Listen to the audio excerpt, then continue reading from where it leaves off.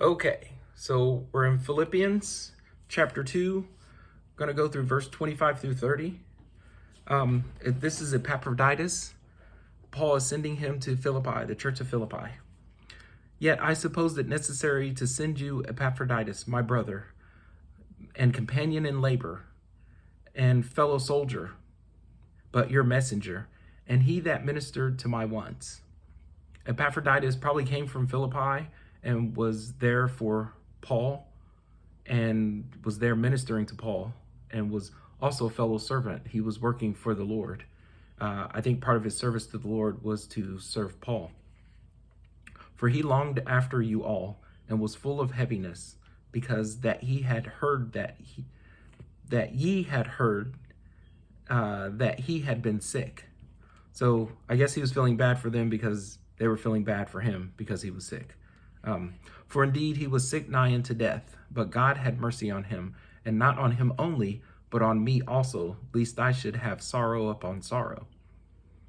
So a lot of people think that Epaphroditus had an infirmity, and that infirmity was exhaustion. Infirmity can be a lot of different things.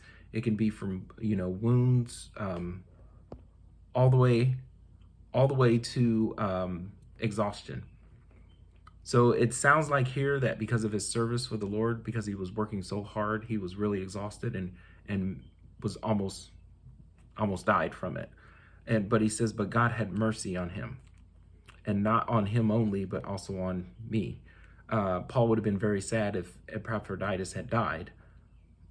So it's God's mercy that he healed Epaphroditus to Paul and to Epaphroditus. And the reason why I'm saying God healed him is because if you look back in Mark, I think it was Mark chapter 10, verse 47, Bartimaeus was a blind guy who recognized that Jesus was passing by, and he says, "O son of David, have mercy on me." And he said it a few times. They tried to silence him, but he didn't. He yelled even more louder. And Jesus said, "Hey, bring him to me." And Bartimaeus came to Jesus, and Jesus said, "What do you want me to do for you?" And Bartimaeus said, "Have mercy on me, that I may receive my sight." And Jesus healed him, and he got his sight back. So, but it was interesting. He didn't say, "Jesus, heal me. Jesus, heal me." He said, "Have mercy on me." So that kind of gives me a clue that the mercy of God is for us to be healed. So in this passage, he had mercy on Epaphroditus and he healed him. So Paul probably prayed for Epaphroditus, and God, through Paul, has healed him, which was good for everybody. So then he goes on and says, "I sent him therefore the more carefully, that when ye see him again, ye may rejoice, and that I may be the less sorrowful." So Paul's still going to be sad because Epaphroditus is leaving him, going to the church, but they're going to rejoice, and he's not going to be as sad. "Receive him therefore in the Lord with all gladness, and hold such in reputation, because for the work of Christ he was nigh unto death, not regarding his life, to supply your lack of service towards me."